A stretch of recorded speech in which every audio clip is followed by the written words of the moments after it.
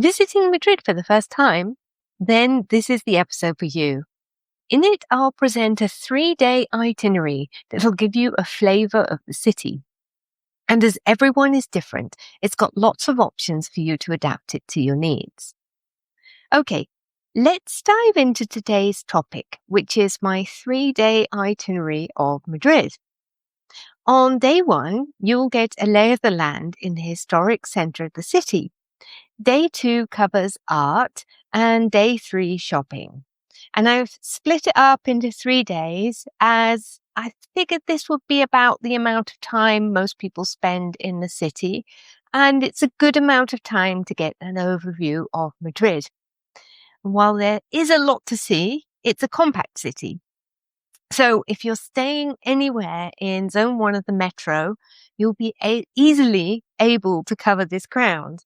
And you can check out my post or podcast episode on where to stay in Madrid for tips on all the different neighborhoods available. If you're wondering when to stay, I'll include a link to the piece I wrote for Lonely Planet on this topic. So, your flights and hotel are booked.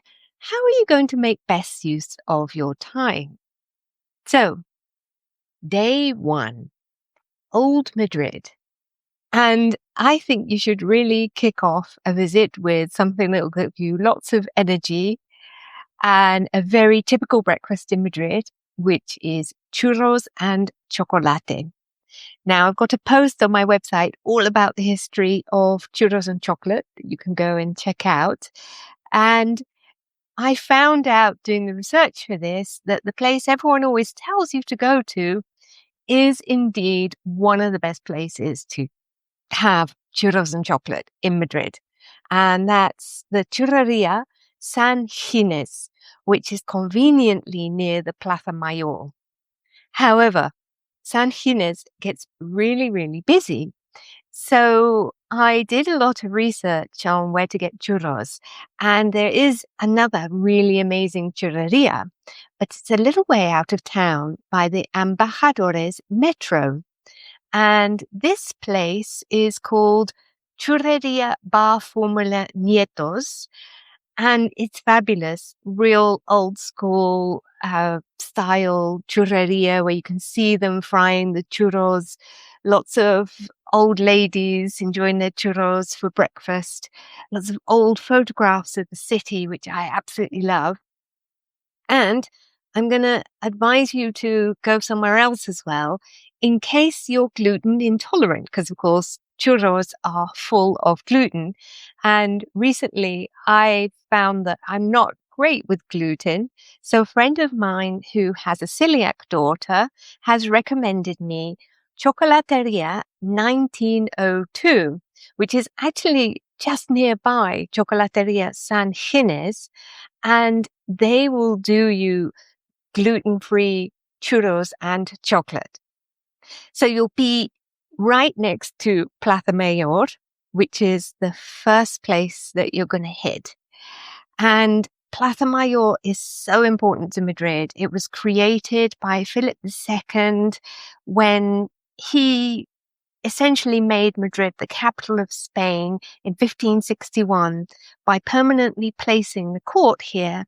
And he ordered the architect Juan de Herrera to draw up plans for a real showcase arena, this marvelous, huge square with lovely, what we call Herrerian towers or turrets.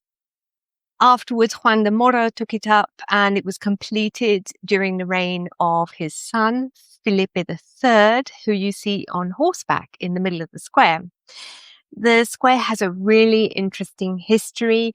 You can drop in the tourist office, which is in the Casa de Panadería, which is one of the buildings that didn't get burned down during this massive fire they had in the 18th century. Fantastic building, really gorgeous. Drop in there and you'll probably hear about tours of the city, find a little bit more out about the square. So that's a good place to get yourself orientated in Madrid.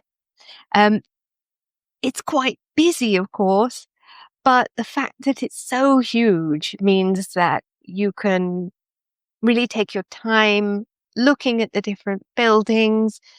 Maybe have a read of an article on my website about the Auto de Fe, which are the trials of faith that used to take place there back in the days of the Spanish Inquisition.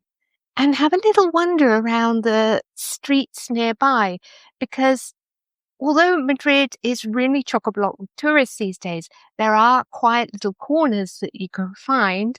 And I'm going to give another little shout out to my ebook, Quiet Madrid, because it does cover all this area by the Plaza Mayor and the Palace. And you'll find that there, if you just slip down some side streets, you can find some charming, beautiful areas. So I really love that, wandering off the beaten path and exploring different areas. But most people want to then go and hit the Palacio Real, which is the royal palace. And I would say really just have a little bit of a think about whether or not you want to go here. One of the main things you also need to do is check out whether or not it's open and book in advance, because it's a very, very busy attraction. And it's full of sort of grandeur, lots of gold. Carlos III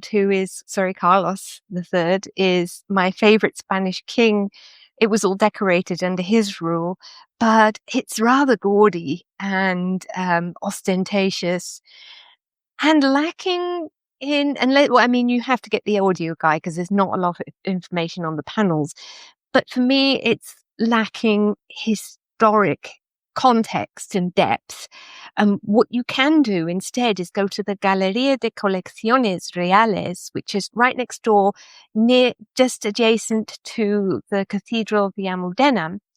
And it's a brand new gallery that has all the royal collection there, but tons of information, tons of context. Or what you can do is it's cheaper to get both of them together. So get the palace and the Galleria together. But my top tip would be perhaps even just skipping the interior of the palace entirely. But that's up to you. If you like a nose around a royal palace, you will really enjoy it.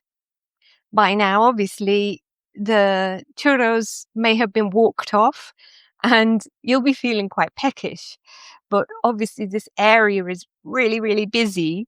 So I would say start gravitating to another area of town that's also old and full of history, but a lot quieter and more charming. So you can skip going to Botín, which is what most people do to have cochinillo, which is roasted pork. But it's terribly expensive because this is the oldest restaurant in the world.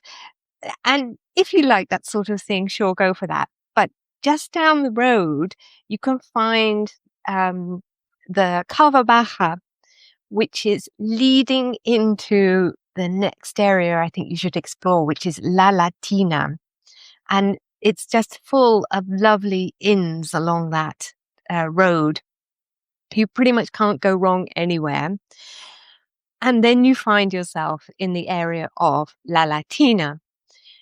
Now, I've got a tour of medieval Madrid that will tell you all about the significance of La Latina. It was the first place to be built in the 13th century when Madrid was really sort of expanding, but only still a town. And all the Muslim residents of Madrid were forced to go out and live there, which was at the time a rural area, but became part of the walled town of Madrid. And Cava Baja actually runs down that wall. So in some of the posadas, which are old inns along Cava Baja, you can see remnants of the old wall because that street was built on top of the old 12th and 13th century wall of Madrid. So La Latina, fantastic place to explore. Plaza de la Paja with its little secret garden, and the Museo de la Historia de Madrid, which is a great way to understand all about how Madrid came to be. So Madrid used to be called Madrid, which means place of abundant waters. It was christened by Mohammed I of Cordoba. And all this history can be learnt about, and even stuff previous to that, because, you've got prehistoric remains, you've got remains of Roman life, which were found out in Carabanchel. And you've also got, in that area, beautiful church called the Real Basilica de San Francisco el Grande, which has the second largest dome in Europe and is much better to visit than the Cathedral of the Almudena, which is our relatively brand new cathedral right next to the palace that Madrileños think is utterly ugly and disgusting. I take issue with that. I don't hate it as much as most Madrileños, but it's true it's fairly new. But the Real Basilica de San Francisco el Grande has works of art by Spanish masters and also frescoes by Goya. It's a real hidden gem and well worth going to visit. And then from just by there at the Jardín de Vistillas, you have these beautiful views out towards the palace and the cathedral. There's a lovely area where you can take a seat and a coffee and look at those views. And then by the come evening time, just in that area is the Corral de la Morería. So as I said before, the Morería was what La Latina was in the past, which was where Madrid's Muslim residents came to live in medieval times. And the Corral de la Morería is Madrid's best venue for flamenco. It's very difficult to get tickets here. So do book flamenco here if you can. It's pricey. It's the one place where it's actually worth it to get dinner because they're really well rated for their dinner there. But if you don't manage to get tickets there, don't worry too much because they're a lot of the same artists play the same venues. Madrid is a good venue for flamenco, but you do pay tourist prices and it is touristy because flamenco culture is of course from Andalusia. But all the big artists come up to play Madrid, but they expect to get paid well. So our lovely old venue that we had that was a little bit more authentic has sadly disappeared recently.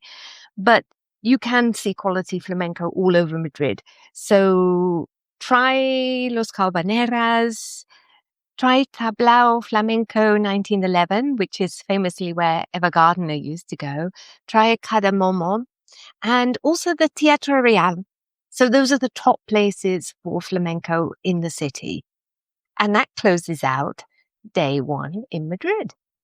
So day two, art. So I'm assuming you will want to fit the Prado in. But where to eat out around here? Well, it's a little bit tricky. If you want to get a breakfast near the Prado, there is a place called Leiga, where you can get your typical set Spanish breakfast, which is usually a great deal. You can get your pan tomaca, which is bread and tomato on top, maybe a bit of jamon on top for a bit of protein if you've got a long day coming, and café con leche, a coffee. So this is right next to the Prado. It's one of the few places that are what we call a bar de toda la vida, which is a everyday bar that Spaniards will frequent. The other place I recommend is a place called Plenty, Plenti. And I love this place. And it's a little bit moderna, which is basically what Spaniards call boho, hipster, but they do a fantastic shaksha. And of course, because of my problems with gluten, they have a really good gluten-free bread to have with it. They do molletes, which is a kind of round, puffy, white bread sandwich thing for breakfast, Mexican breakfast. And it's a great place to fill up on a filling breakfast before you go and hit the Prado. Now, I like the palace. I have a whole post about this, the overrated attractions of Madrid. and underrated ones, because I think that you can find the Prado can be just too popular sometimes. So it can be rather stressful if you don't like crowds. And you also need to think, do I like classical art? So if you do, you're in for a treat. I love the Prado, full of work by Velázquez, of course, the famous painting by Hieronymus Bosch, The Garden of Earthly Delights, famous paintings by Goya, the black paintings. You know, it's a don't miss attraction for a reason. But if you're not too keen on classical art, then perhaps you're better off going to the Reina Sofía, which focuses on modern art. Mainly, I should say, Spanish modern artists like Dali or Miro. But do also think of the Thyssen Bornemisza, which is also part of the Triangle of Art, the three great art museums of Madrid, and is really nearby. And that collection spans classical to modern, and it's really fantastic. I mean, I love the Thyssen. It's got Francis Bacon pieces. It's got pieces by Spanish masters. It's got medieval art. It's really just got everything. Monet, Van Gogh. Well, the list goes on. There's also a quiet little museum that you ought to bear in mind, which is the Real Academia de Bellas Artes de San Fernando. Now, if you like classical art and you don't like crowds, and this is where Goya studied, so they have some beautiful paintings by Goya. I have to say, you do have to see the black paintings which are in the Prado, but paintings by Goya in this unknown spot that's just by Sol. And you can also see paintings by Spanish masters like Zuberan. So do consider that if you really don't like the crowds in the Prado. But let's stick with the Prado because most people do that. Lunch options near the Prado, once you're done, are a little bit limited and tend to be pricier. So I'd say a secret little spot is Taberna Jimmy's. Now they do a menu del dia for around €15, where you get absolutely everything included, as well as an alcoholic drink if you want one, or dessert, starter, and main course. Menu del dia in Spain is probably the best thing that we ever got from Franco, because that sort of got going as a way to bring tourists into the country and is now a real staple of Spanish society. So an economic, really good feed that will probably weigh you down a little bit. So if you need to work some of that off, head to Retiro Park. Now, I love Retiro Park, but do be warned that the iconic Palacio de Cristal, or Crystal Palace, that you will have seen in lots of brochures about Madrid, is currently completely boarded up. And that's set to continue until 2027. So it's a real shame. Also, the Palacio de Velázquez right next door to it, which is also owned by the Reina Sofía Art Museum, and they both used to have exhibitions on all the time. That's being renovated right now. And the new exhibition space in the interior of the artificial mountain is also being renovated. So I'm a little sad about Retiro at the moment, but people still love it. There's a lot to see and a lot of historical context. And I'm going to be really cheeky here and recommend you get my voice map tour of Retiro Park. It's my best-selling voice map tour. People love it because it doesn't take you absolutely everywhere in the park.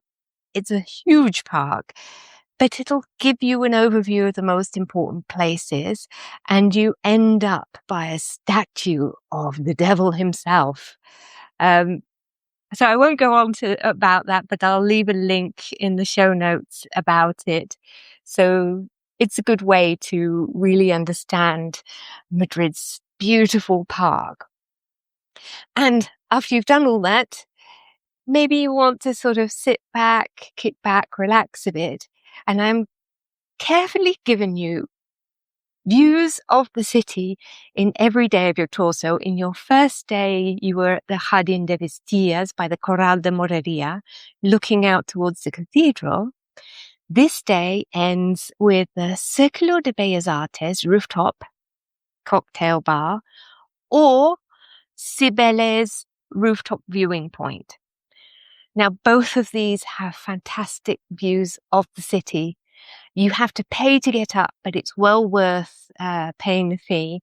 And a little trick, if you go to the Círculo de Bellas Artes, which is a fairly short walk from Retiro, you can get free entry to the azotea, which is the rooftop, with a ticket to an exhibition. And they have some fantastic exhibitions on in the Círculo de Bellas Artes. It's usually part of Foto España, which is a big photography exhibition that gets put on every year.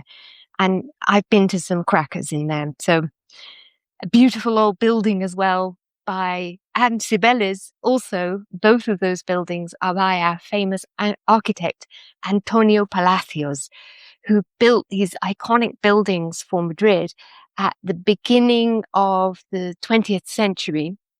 And not only did he do that, he designed our metro logo and the station of Tirso de Molina. So that closes out day 2, art. So moving on, our final day, your final day in the city, what to do? Well, I'm assuming it's a Sunday. And what I've recommended is you go to visit an absolute Madrid institution, and that is the Rastro market. Now, I've just finished an episode on the Rastro market. I love this place so much. It's somewhere where you can really feel the real castizo spirit of Madrid. And castizo just really means utterly and truly Madrileño. So I recently been doing some research on a Madrid novelist, a famous Madrid novelist from the 19th century, Emilia Pardo Bazán. And I read her essay about the Rastro written at the turn of the last century or the century before. It was like around, 1899, 1900 sometime. And she describes the ambience at the Rastro. And she could have been talking about today, because she says the people who really benefit from the Rastro get up incredibly early in the morning. And unfortunately, she's terribly lazy. She's a late riser, and she never ever sees anything of value at the Rastro because all the bargains have been snapped up. So if you are into vinyl, if you're into collectibles, if you're into old magazines, if you're into antiques, go to the Rastro and go hunting really, really early in the morning. But if you were just going there for the ambiance, you'll be fine if you hit it about 10:30. Go for a rummage through the old clothes tables. But there's lots of new things on offer. The Rastro is enormous.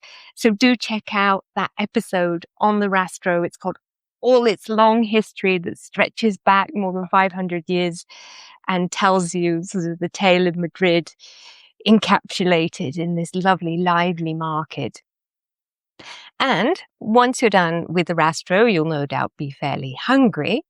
And luckily for you, there are 3 markets nearby the Rastro. And because the Rastro is so huge, it really depends where you end up eating. So either go to the Mercado de San Fernando, which is nearby Embajadores Metro, between Embajadores Metro and Lavapiés. The Cebada Market, which is up by La Latina Metro, or Anton Martin Market, which is by Anton Martin Metro. The markets of Madrid are absolutely fabulous, and they're one of the things you can't miss out on the visit to the city. It used to be that they were dusty and decaying when I first arrived in Madrid, and no one really went there, but the little stalls have gradually been taken over by tiny eateries where you can get Mexican food, you can get Japanese food, you can get traditional Madrid food, you can have a drink and a laugh. and they're very sociable, lots of fun. And they've really been revived, but still the old fruterias, which are the greengrocers, and the pescaderias, the fish shops, they all still survive. And it's just that they needed reviving with this extra business that's brought in by the eateries. And they become lovely, lively, sociable places. There is another very famous market in Madrid that's usually put as the don't miss. But I would say don't miss looking at it. Do miss going to it because it's overpriced, overcrowded, and just unpleasant. So that's right by the Plaza Mayor. You'll find the Mercado de San Miguel, which is a beautiful old iron and glass market. None of these other markets I've mentioned are as old. They're not as beautiful at all, but they're much better. They're much cheaper. They're used by locals, and you'll have a much better experience going to any of these other markets. Anyway, what to do in the afternoon once you've been sort of stall hopping around a market. So I would recommend you explore another neighborhood, and I'm going to leave this one open to you. The top choice for me is Barrio de las Letras, simply because it's nearby and you'll be able to just walk here from one of the markets.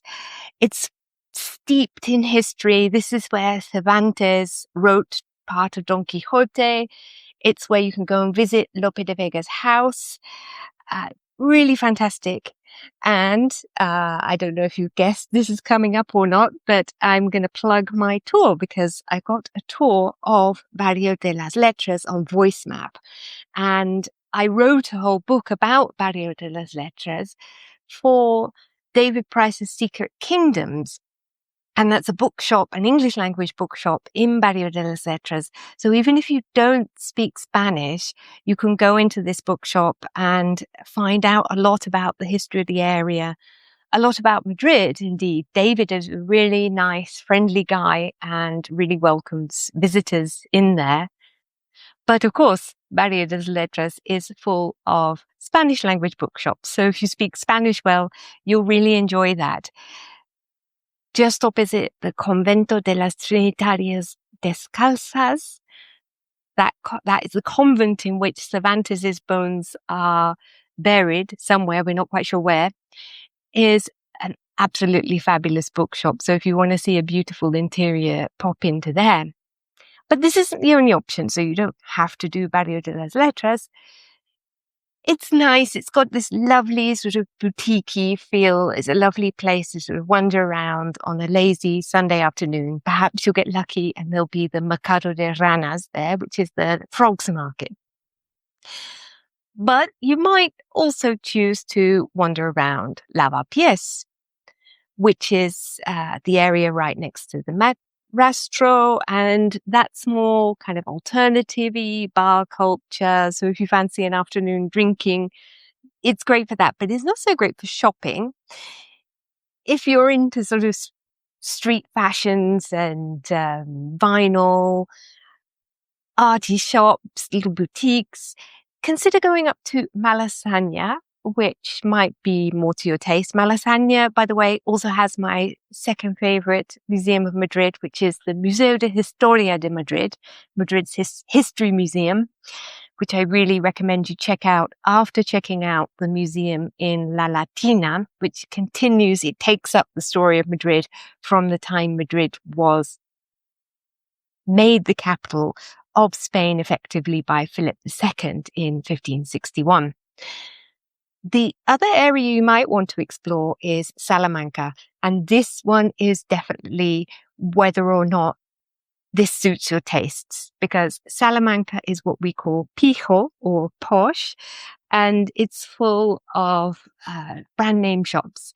So if you like upmarket shopping, Salamanca is your area. The whole area was built in the late 19th century, and it very much modeled after Parisian architecture. So if you enjoy that sort of grand boulevard type atmosphere, Salamanca's for you.